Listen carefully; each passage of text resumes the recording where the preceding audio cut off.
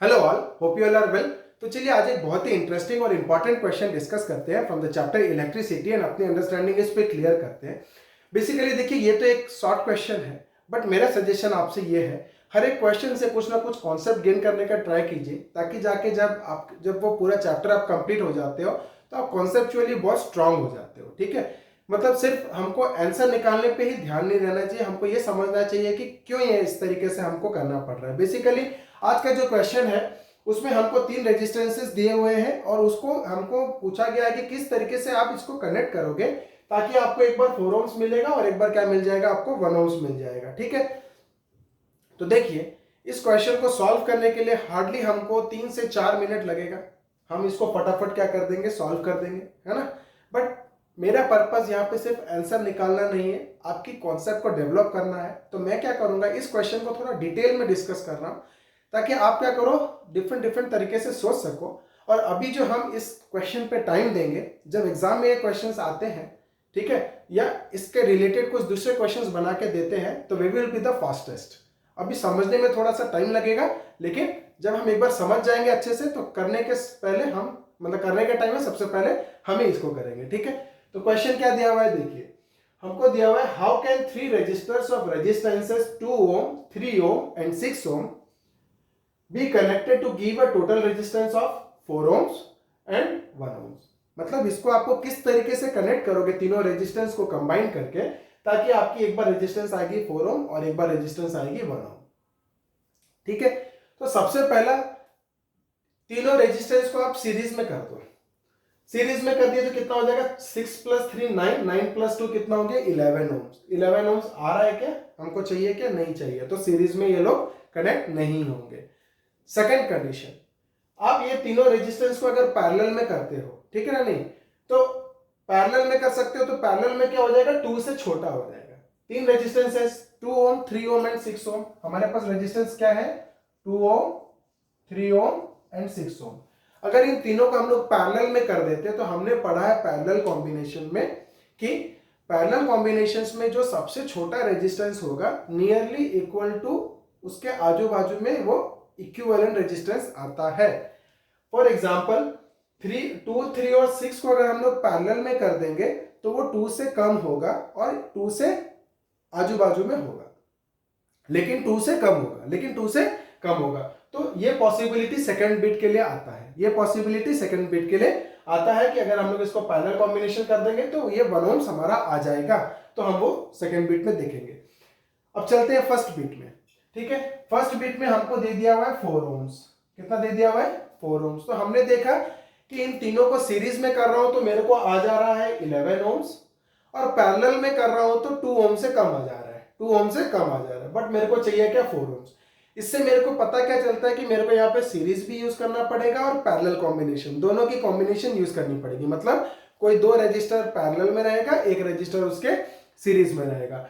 तो उसमें देखिए हम लोग स्टेप बाय स्टेप चलते हैं और एक एक केसेस को एलिमिनेट करते हैं। मैं डायरेक्टली आंसर वाले केस पे नहीं जा रहा हूँ, पहले जिसमें आंसर नहीं आएगा उस केसेस में जा रहा हूँ और समझा रहा हूँ क्यों नहीं आएगा, ताकि आप भी मेरे तरीके से सोचना शुरू कर दो। ठीक है, तो क्वेश्चन देखिए, 6 ohm को अगर मैं सीरीज में रखता हूं, मैं एक डायग्राम बनाता हूं। ठीक है, मान के चलिए एक सीरीज में रहेगा और उसके अगेंस्ट में 2 पैरेलल में रहेंगे, और ये कॉम्बिनेशन मेरे को करना पड़ेगा, ये मुझे मालूम चल गया, क्योंकि मैं जब तीनों को सीरीज में रख रहा हूं ऐसा कॉम्बिनेशन आएगा। क्यों आएगा, क्योंकि मैं जब तीनों को सीरीज में रख रहा हूं तो 11 ohms आ रहा है जो कि 4 ohm से बड़ा है, और जब मैं पैरेलल में रखूंगा तो क्या हो जाएगा, 2 ohm से कम आएगा, तो मेरा 4 ohm से छोटा है।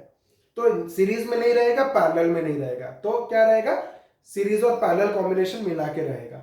हमको यहाँ पे दिया हुआ है कितना रेजिस्टेंसेस, 3 रेजिस्टेंसेस, तो मिनिमम 2 पैरेलल में रहेंगे, एक सीरीज में रहेगा। अब देखना है ये जगह कौन लेगा और ये 2 जगह कौन लेगा, ये इंपॉर्टेंट है। तो देखिए सबसे पहले ये सीरीज वाले का पता करते हैं।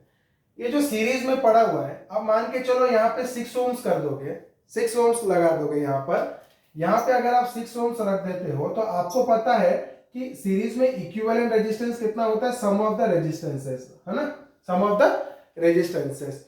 तो सीरीज में अगर लगा दिए तो सम ऑफ द रेजिस्टेंसेस हो जाएगा, तो 6 प्लस समथिंग आएगा ना, 6 प्लस समथिंग।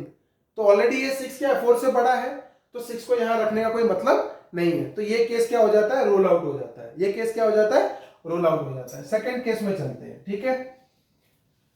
अगर मैं यहां पर क्या करता हूं, 3 ओम्स आ गया, अगर मैं सीरीज में इधर 3 ओम्स रख देता हूं, क्या रख देता हूं, 3 ओम्स, और 6 और 2 को मैं क्या करता हूं, पैरेलल कॉम्बिनेशन कर देता हूं। क्या, 6 और 2 को पैरेलल कॉम्बिनेशन कर देता हूं। 3 ओम्स रख के 6 और 2 को पैरेलल कॉम्बिनेशन रख देता हूं, ठीक है। तो इसमें देखिए, इसमें दिक्कत क्या है, देखिए ये 3 ओम्स है और 6 और 2 ओम्स पैरेलल में रहेंगे, ठीक है। और यहाँ पे 3 ओम आ गया और हमारा डिफरेंस कितना है, 4 ओम्स, 1 ओम का डिफरेंस है इक्विवेलेंट रेजिस्टेंस में। तो यहां तो ऑलरेडी आपको 3 ओम्स मिल गया, प्लस समथिंग।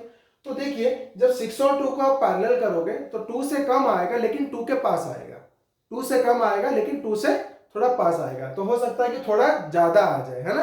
तो 3, क्योंकि ये 4 के बहुत पास है तो हो सकता है थोड़ा ज्यादा आ जाए। और सिंपल सी बात है, अगर आपको थोड़ी सी कंफ्यूजन है तो आप ऐसा भी कर सकते हो, 6 2 जा 12 और डिवाइडेड बाई कितना हो जाएगा, 8, 12 डिवाइडेड बाई 8, तो 1 पॉइंट समथिंग आ रहा है, 1 पॉइंट समथिंग आ रहा है। तो 3 प्लस 1 पॉइंट समथिंग 4 से बड़ा हो जाएगा। तो यहां से आपको ध्यान के देना है, 6 और 2 को मैं पैरेलल रख रहा हूं तो क्या हो जाएगा, 2 से कम आ रहा है लेकिन 2 के नियर आएगा, 2 के नियर आ रहा है तो हमारा क्या हो जा रहा है, ज्यादा हो जा रहा है। तो ये कॉम्बिनेशन भी काम नहीं कर रहा है। थर्ड कॉम्बिनेशन क्या है, मैं यहां पे रखूंगा 2 ओम्स, सीरीज में रखूंगा 2 ओम्स, इधर रखूंगा कितना 6 ओम और इधर कितना रखूंगा 3 ओम्स। तो 3 ओम और 6 ओम को मैंने पैरेलल में कर दिया और 2 ओम को सीरीज में कर दिया। तो अब क्या होगा, देखिए 6 और 3 पैरेलल में है तो उसका जो इक्विवेलेंट रेजिस्टेंस आएगा वो 3 से नियर आएगा लेकिन 3 से कम आएगा, 3 से नियर आएगा लेकिन 3 से कम आएगा। तो हम एक बार चेक करते हैं, ये पॉसिबिलिटी हो सकता है क्योंकि ये 4 से थोड़ा गैप भी दे रहा है, 4 से थोड़ा गैप भी दे रहा है, 2 ओम का गैप दे रहा है और 6 और 3 क्या है, एक दूसरे के मल्टीपल भी है, एक दूसरे के मल्टीपल भी है। तो देखिए कैसे होगा, देखिए 6 3 जा 18, अगर हम लोग इसका इक्विवेलेंट रेजिस्टेंस निकालेंगे तो कितना निकलेगा, ये 6 R1 into R2 divided by R1 plus R2, तो कितना निकलेगा, 6 3 जा 18 डिवाइडेड बाई 9, तो कितना निकल रहा है 2 ओम्स, कितना निकल रहा है 2 ओम्स। तो 2 प्लस 2 ओम कितना हो जाएगा 4 ओम। तो हमको इस तरीके से इसको कनेक्ट करना है। तो हम क्या लिखेंगे, देखिए तो ये वाला सर्किट हो गया बिट ए के लिए। तो बिट ए के लिए हमने क्या कर दिया, ये सर्किट बना देंगे, ठीक है। कैसा सर्किट, 2 ओम्स, उसके बाद हम क्या करेंगे, पैरेलल कॉम्बिनेशन में किस किस को डाल देंगे, पैरेलल कॉम्बिनेशन में हम लोग डाल देंगे किसको, 6 ओम्स और 3 ओम्स को, ठीक है। तो यहां पे क्या कर देंगे, 6 ओम 3 ओम कनेक्टेड इन पैरेलल, ठीक है। तो कितना हो जाएगा 6, तो आर इक्विवेलेंट कितना हो जाएगा इसका, R equivalent is equal to 6 into 3 divided by 6 plus 3, है ना। R1 into R2 divided by R1 plus R2 कितना हो जाएगा, 18 डिवाइडेड बाई 9, तो कितना हो जाएगा 2 ओम्स, ठीक है। Now 2 ohms is connected in series to the parallel combination of कितना 3 ओम्स एंड 6 ओम्स। देयरफॉर कितना हो जाएगा R, या इसको आप R इक्विवेलेंट लिए थे तो इसको मान के चलिए RP कर दीजिए पैरेलल कॉम्बिनेशन का। तो R इक्विवेलेंट कितना हो जाएगा 2 ohms plus 2 ohms which is equal to 4 ohms. तो ये हमारा आंसर आ गया बिट ए का, ठीक है। अब हम लोग बिट बी में जाएंगे। तो बिट बी में देखिए क्या है, 1 ओम ये तीनों से छोटा है, 1 ओम क्या है, ये तीनों से छोटा है। तो तीनों से छोटा होगा तो हम लोग देखेंगे क्या वो पैरेलल कॉम्बिनेशन में आ जाएगा कि नहीं आ जाएगा। तो डेफिनेटली आना चाहिए, ठीक है, हमारे कॉन्सेप्ट के हिसाब से डेफिनेटली आना चाहिए। सो लेट अस सी। तो हम क्या कर रहे हैं अभी सेकंड केस में, 2 ओम्स 3 ओम्स और 6 ओम्स को पैरेलल में ले ले रहे हैं। किस में ले ले रहे हैं, पैरेलल कॉम्बिनेशन में ले ले रहे हैं। अब चेक करेंगे क्या आ रहा है, क्या 1 ओम्स आ रहा है क्या हमारे पास, ठीक है। 2 ओम 3 ओम 6 ओम्स, ठीक है। अभी हमने क्या किया, इसको पैरेलल कॉम्बिनेशन में ले लिया। तो देखते हैं पैरेलल कॉम्बिनेशन में आ रहा है कि नहीं।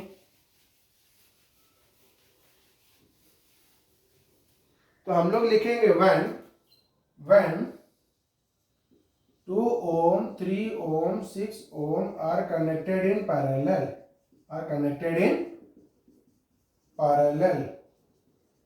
अगर ये तीनों पैरेलल में कनेक्ट होंगे तो R इक्विवेलेंट रेजिस्टेंस कितना आ जाएगा, 1/R1 plus 1/R2 plus 1/R3, 1/R equivalent is equal to 1/R1 plus 1/R2 plus 1/R3।